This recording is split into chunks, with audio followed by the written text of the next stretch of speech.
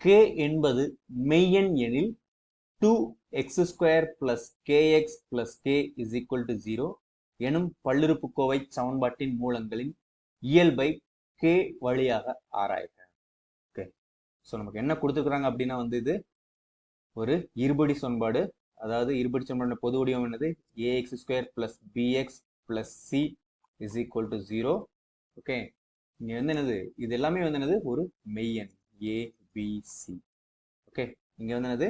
2 இருக்குது, b இருக்க வேண்டிய இடத்துல k இருக்குது, c இருக்க வேண்டிய இடத்துல k இருக்குது. ஸோ நமக்கு பல்லுறுப்புக்கோவை சமன்பாட்டின் மூலங்களின் இயல்பை k வழியாக ஆராய்க. ஸோ மூலங்களின் இயல்பு கண்டுபிடிக்கிறது என்ன பண்ணணும் அப்படின்னா பண்பு காட்டி அப்படின்னு நமக்கு தெரியும். அதாவது என்னது? b² minus 4ac. Okay, so இப்போ கொடுத்துருக்க சமன்பாடுக்கு அதை எழுதிக்கலாம். சொல்யூஷன் எது கொடுத்துருக்காங்க?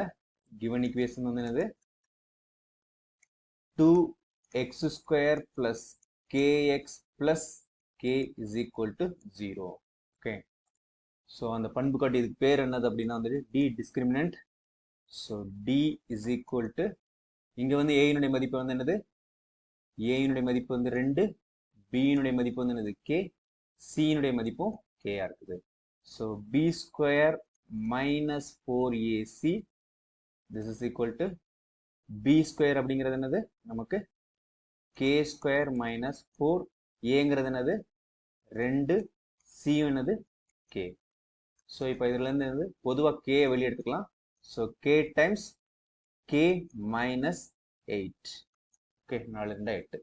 ஸோ இதுதான் d. ஸோ மூலங்களின் இயல்பை விளக்கணும். மூலங்களின் இயல்பு விளக்குறோம் அப்படின்னா இதுக்கு மெய்யெண்கள் என்னது? சமமான மூலங்கள் அல்லது வெவ்வேறான மூலங்கள், அதுக்கப்புறம் என்னது? கற்பனை மூலங்கள். ஸோ இந்த 3 தான் இருக்குது. அந்த கண்டிஷன் எப்படி இருக்கும் அப்படின்னா ஃபர்ஸ்ட் d நெகட்டிவ், அதாவது என்னது? ஒரு குறையன் அப்படின்னா என்னது? மூலங்கள் கற்பனை.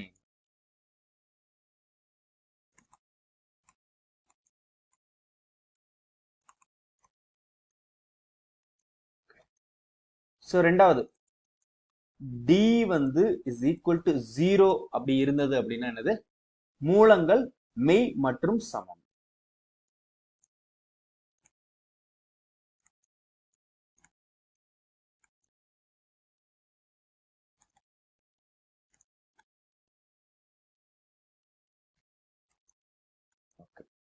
ஸோ அப்புறம் என்னது? மூணாவது d பாசிட்டிவ். இதுக்கு என்ன அப்படின்னா மூலங்கள் மெய் மற்றும் வெவ்வேறான மூலங்கள். ஓகே, சமமான. ஸோ என்னது? வெவ்வேறான மெய் மூலங்கள். ஸோ ஃபர்ஸ்ட் நம்ம என்னன்னா d is equal to 0 இதை என்னது கண்டுபிடிக்கலாம். இது கொஞ்சம் ஈஸியானது. இது எப்போ பூஜ்ஜியமா இருக்கும்? ஒன்னு k is equal to பூஜ்ஜியமா இருக்கணும், அல்லது k is equal to 8 இருக்கணும். ஓகே, ஸோ இந்த ரெண்டுல எது இருந்தாலும் என்னது? இதுக்கு மூலங்கள் மெய் மற்றும் சமம். ஓகே, இப்போ என்னன்னா இது பாசிட்டிவ். பாசிட்டிவ் அப்படிங்கும் போது என்ன அப்படின்னா ரெண்டு கண்டிஷன் இருக்குது. ஒன்னு என்ன கண்டிஷன் அப்படின்னா ரெண்டுமே positive. So k positive and k minus 8 positive. So k minus 8 பாசிட்டிவ்னா என்ன அர்த்தம் அப்படின்னா k positive and k greater than 8. இந்த மைனஸ் இந்த பக்கம் பிளஸ் 8 ஆயிரும். ஸோ இதுவும் ஒரு கண்டிஷன். அதுக்கப்புறம் என்னது? இன்னொரு கண்டிஷன் என்னது? k negative and k minus 8 negative. ஏன் அப்படின்னா ரெண்டுமே பாசிட்டிவ், அதாவது ரெண்டுமே மிகையெண்ணா இருந்து அதை பெருக்கினாலும் நமக்கு மிகையெண் கிடைக்கும். ரெண்டுமே என்னது? குறையெண்ணா இருந்து அதை பெருக்கினாலும் நமக்கு என்னது? மிகையெண் கிடைச்சிரும். ஓகே, ஸோ ரெண்டுமே பாசிட்டிவா இருந்து அதை மல்டிப்ளை பண்ணும்போது நமக்கு பாசிட்டிவ் ஆன்சர் தான். ரெண்டுமே நெகட்டிவா இருந்து அதை ப்ராடக்ட் பண்ணும்போதும் நமக்கு என்னது? பாசிட்டிவ் தான் கிடைக்கும். ஸோ அதனால k negative and k minus 8 negative. So இது என்னது? k negative and k less than 8. Okay, so இந்த ரெண்டு கண்டிஷன் இங்க கிடைக்குது. ஓகே, ஸோ நெகட்டிவ் மூலங்கள் கற்பனைக்கு என்னன்னு பார்க்கலாம். நமக்கு ஸோ ரெண்டு நம்பர் பெருக்கும் போது நமக்கு எப்போ நெகட்டிவ் கிடைக்கும் அப்படின்னா மொதல் இன்ஸ்டன்ட் என்னது? இது பாசிட்டிவ், இது நெகட்டிவ். ஓகே, இது பாசிட்டிவ்னா k greater than 0. அப்புறம் வந்து என்னது k minus 8 வந்து less than 0. Okay, so k greater than 0 and k minus 8 less than 0 அப்படின்னு அர்த்தம் k வந்து less than 8. ஓகே, ஸோ அதுக்கப்புறம் ரெண்டாவது கண்டிஷன் வந்து என்னது, இது வந்து நெகட்டிவா இருந்து இது பாசிட்டிவா இருக்கணும். ஸோ இது நெகட்டிவ்னா என்னது k less than 0 and இது பாசிட்டிவா இருக்கணும், k minus 8 greater than 0. So நமக்கு இப்போ என்னது k வந்து என்னது less than 0 and k minus 8 வந்து greater than 0 அப்படின்னு அர்த்தம் k greater than 8. Okay, so இதுதான் வந்து நாம அனலைஸ் பண்ணியிருக்கிறது. ஓகே, ஸோ இப்போ வந்து என்னன்னா வந்துட்டு இதை வந்து தெளிவாக எழுதிக்கலாம் நம்ம. ஸோ இப்போ வந்து என்னது ஆன்சரை வந்து எடுத்து எழுத போகிறோம். நமக்கு வந்து என்னது சமமான மெய்யெண்கள். ஃபர்ஸ்ட் சமமான மெய் மூலங்கள்.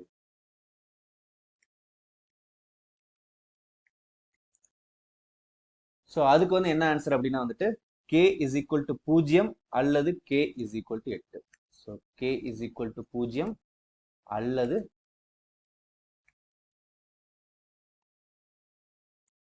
k is equal to 8. So அடுத்து வந்து என்னது ரெண்டாவது வெவ்வேறான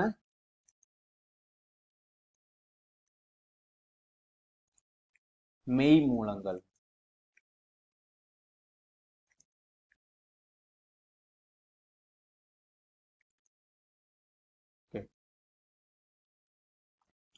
ஸோ இதுக்கு வந்து என்னது ஃபர்ஸ்ட் இதுல வந்து என்னது k வந்து பாசிட்டிவாகவும் இருக்கணும், அதுக்கப்புறம் வந்து என்னது k வந்து கிரேட்டர் than 8ஆகவும் இருக்கணும். அப்போ வந்து என்னது இதை கம்பைன் பண்ணும்போது நமக்கு என்ன கிடைக்குது அப்படின்னா வந்து k greater than 8.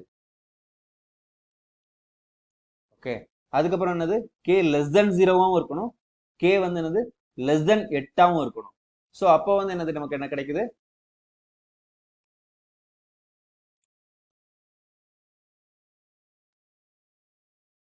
k less than 8ஆகவும் இருக்கணும். அப்போ வந்து என்னது கம்பைன் பண்ணும்போது k வந்து less than 0. ஸோ இந்த ரெண்டு கண்டிஷனுக்கு மட்டும்தான் இது வந்து வெவ்வேறான மெய் மூலங்கள். ஸோ நமக்கு மூணாவது என்ன அப்படின்னா வந்து மூலங்கள் கற்பனை மூலங்கள்.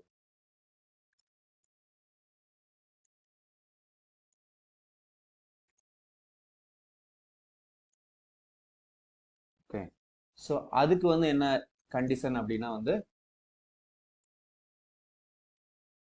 ஃபர்ஸ்ட் இதுல வந்து k வந்து பாசிட்டிவா இருக்கணும், k வந்து லெஸ் தென் 8ஆவும் இருக்கணும். அப்போ வந்து என்னது 0 less than k less than 8. Okay, இங்க வந்து என்னது k நெகட்டிவா இருக்கணும், k வந்து கிரேட்டர் than 8ஆ இருக்கணும். ஓகே, ஸோ k வந்து என்னது நெகட்டிவாகவும் இருக்கணும், k வந்து கிரேட்டர் than 8ஆவும் இருக்கணும். ஸோ இது வந்து என்னது வாய்ப்பு கிடையவே கிடையாது. ஏன் அப்படின்னா வந்து நெகட்டிவா இருந்தது அப்படின்னா வந்து என்னது அது வந்து என்னது கண்டிப்பா கிரேட்டர் than 8ஆ இருக்கிறதுக்கு வாய்ப்பே கிடையாது. ஸோ இது வந்து கிடையாது. ஸோ இந்த 3 தான் இருக்கும். இப்போ வந்து இதை வந்து நேர்கோட்டில் பார்க்கலாம். ஸோ நமக்கு வந்து என்னது சமமான மெய் மூலங்கள் அப்படிங்கும்போது அர்த்தம் வந்து 0 அல்லது 8. ஸோ என்னது இந்த ரெண்டு பாயிண்ட்ல மட்டும்தான். ஸோ இந்த பாயிண்ட்ல மட்டும்தான். ஓகே, ஸோ இப்போ வந்து என்ன பண்ணலாம் அப்படின்னா வந்துட்டு இங்க. Okay, so k greater than 8. So 8 விட அதிகமா இருக்குது அப்படின்னு என்னது வெவ்வேறான மெய் மூலங்கள். ஸோ வெவ்வேறான மெய் மூலங்கள். k less than 0 இங்க. ஸோ இங்க என்னது வெவ்வேறான மெய் மூலங்கள். ஓகே, ஸோ 0க்கு 8க்கு நடுவில் என்னது கற்பனை மூலங்கள். ஸோ இதுதான் நமக்கு கிடைச்சிருக்கிற ஆன்சர். ஸோ இதை தான் கேட்டிருக்கிறாங்க, இதை நாம கண்டுபிடிச்சிட்டோம்.